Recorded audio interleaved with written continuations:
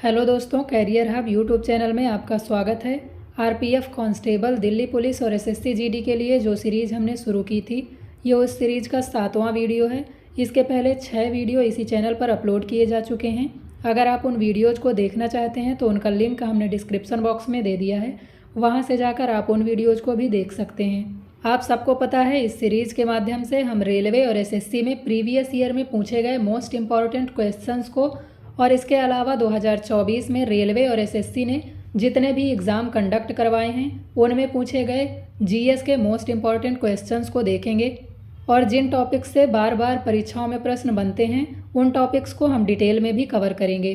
तो अगर आप इस सीरीज़ को फॉलो कर लेते हैं तो आप निश्चित तौर पर आरपीएफ कांस्टेबल में, दिल्ली पुलिस में और एसएससी जीडी में एक अच्छा स्कोर कर पाएंगे और इसके साथ ही साथ सिलेक्शन भी ले पाएंगे। हमारी हर वीडियो का नोटिफिकेशन आपको मिलता रहे, इसके लिए हमारे चैनल को सब्सक्राइब करना और साथ ही बेल आइकन को दबाना मत भूलिएगा। वीडियो अगर आपको पसंद आए तो वीडियो को लाइक कर दीजिएगा और अपने ज़्यादा से ज़्यादा दोस्तों के साथ इसे शेयर कर दीजिएगा। तो चलिए शुरू करते हैं आज की वीडियो। पहला प्रश्न है, निम्नलिखित में से भारत सरकार का सर्वोच्च विधि या कानून अधिकारी कौन होता है? तो इनमें से भारत सरकार का सर्वोच्च विधि अधिकारी होता है भारत का महान्यायवादी। इसलिए इस प्रश्न का सही उत्तर है ऑप्शन नंबर 2।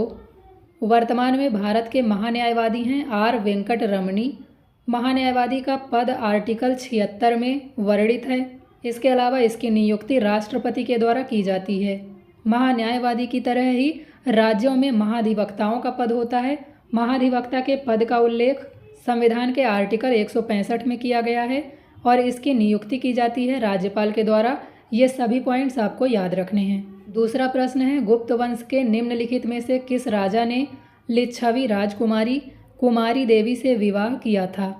तो लिच्छवी राजकुमारी कुमारी देवी से चंद्रगुप्त प्रथम ने विवाह किया था। इसलिए इस प्रश्न का सही उत्तर है ऑप्शन नंबर 4। तो गुप्त साम्राज्य के संस्थापक हैं श्रीगुप्त। गुप्त साम्राज्य की राजधानी है पाटलिपुत्र।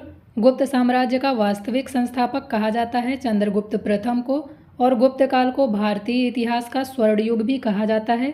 ये सभी पॉइंट्स आपको याद रखने हैं। अब एक बार गुप्त साम्राज्य की हायरार्की को और इसके अलावा गुप्त साम्राज्य के प्रमुख शासकों से जो प्रश्न बनते हैं उन्हें भी हम देख लेते हैं। गुप्त साम्राज्य का संस्थापक था श्रीगुप्त।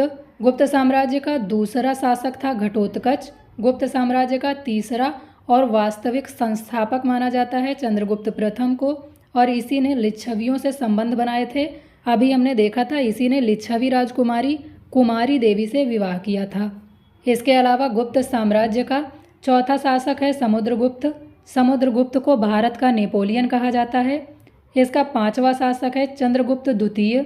चंद्रगुप्त द्वितीय ने विक्रमादित्य की उपाधि धारण की थी। इसका 6वां शासक है कुमारगुप्त और कुमारगुप्त ने ही बिहार में नालंदा विश्वविद्यालय की स्थापना की थी। इसके अलावा इसका 7वां शासक है स्कंदगुप्त और इसका 8वां और अंतिम शासक था विष्णुगुप्त। तो ये सभी पॉइंट्स आपको याद रखने हैं। गुप्त साम्राज्य से इतने ही प्रश्न आपकी परीक्षाओं में बार बार पूछे जाते हैं।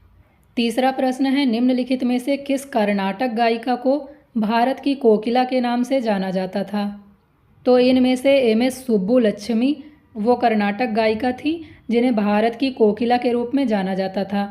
तो इस प्रश्न का सही उत्तर है ऑप्शन नंबर 1। चौथा प्रश्न है, निम्नलिखित में से कौन सा 2023 तक की स्थिति के अनुसार भारत का सबसे लंबा रेल मार्ग है?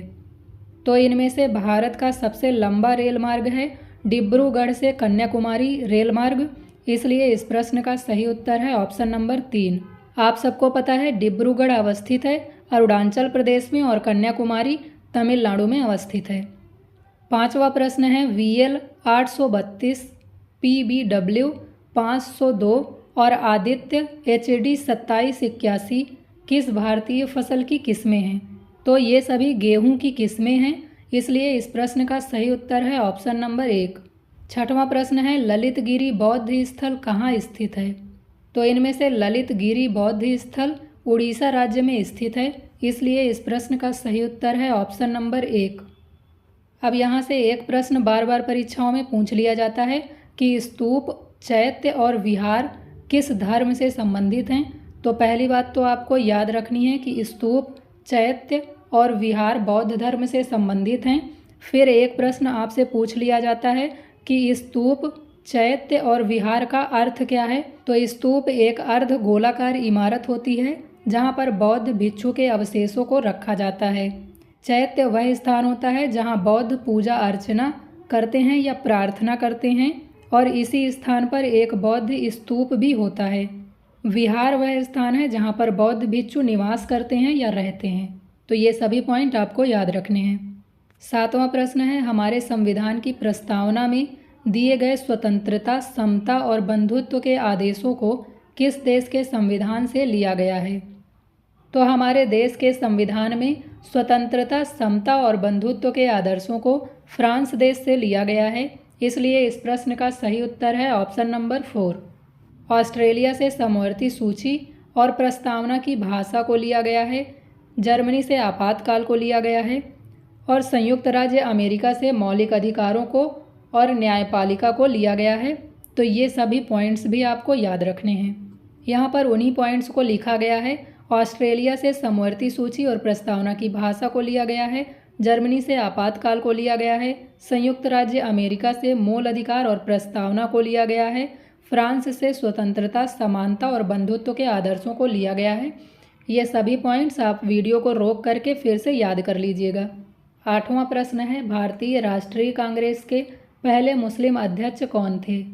तो कांग्रेस के पहले मुस्लिम अध्यक्ष थे इनमें से बदरुद्दीन तैयब जी, इसलिए इस प्रश्न का सही उत्तर है ऑप्शन नंबर 3। और इन्होंने कांग्रेस के मद्रास अधिवेशन की अध्यक्षता की थी 1887 में। 9वां प्रश्न है, भारतीय संविधान का निम्नलिखित में से कौन सा अनुच्छेद कुछ मामलों में गिरफ्तारी और नज़रबंदी के खिलाफ संरक्षण की गारंटी देता है।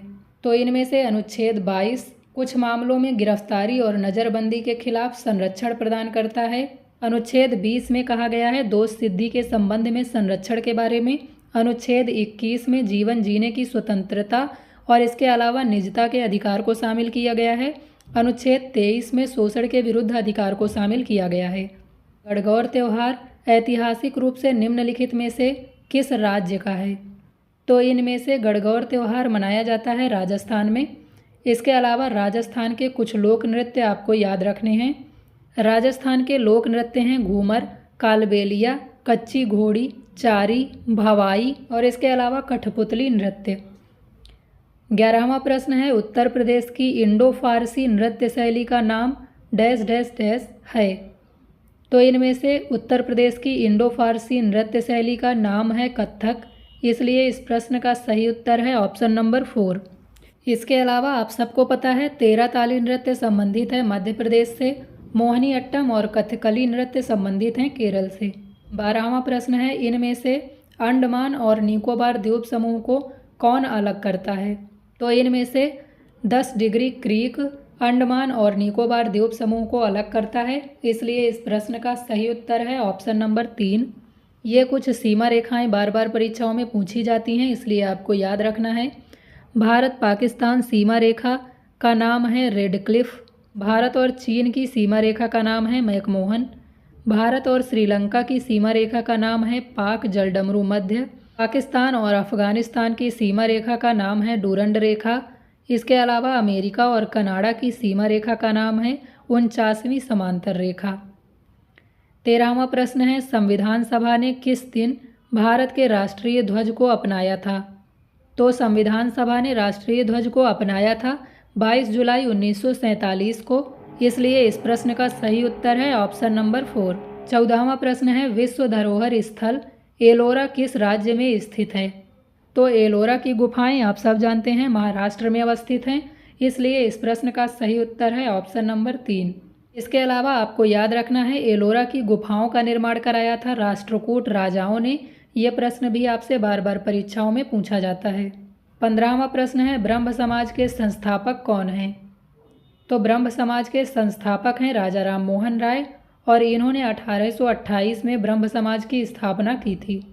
इसके अलावा राजा राम मोहन राय ने आत्मीय सभा की स्थापना की थी। स्वामी दयानंद सरस्वती ने आर्य समाज की स्थापना की थी 1875 में मुंबई में, ये भी आपको याद रखना है। और स्वामी विवेकानंद ने 1897 में रामकृष्ण मिशन की स्थापना की थी, यह भी आपको याद रखना है। 16वां प्रश्न है, निम्नलिखित में से किस अनुसूची में भारत की आधिकारिक भाषाओं का उल्लेख है? तो इनमें से 8वीं अनुसूची में भारत की आधिकारिक भाषाओं का उल्लेख है और 22 भाषाओं को इसमें शामिल किया गया है, ये भी आपको याद रखना है। 5वीं अनुसूची में अनुसूचित क्षेत्रों और अनुसूचित जनजातियों के नियंत्रण और प्रशासन के बारे में बताया गया है। 7वीं अनुसूची में शक्तियों के बंटवारे के बारे में बताया गया है, यानी समवर्ती सूची, राज्य सूची और संघ सूची के बारे में बताया गया है। और पहली अनुसूची में सभी राज्यों और केंद्र शासित प्रदेशों के बारे में बताया गया है, ये भी आपको याद रखना है।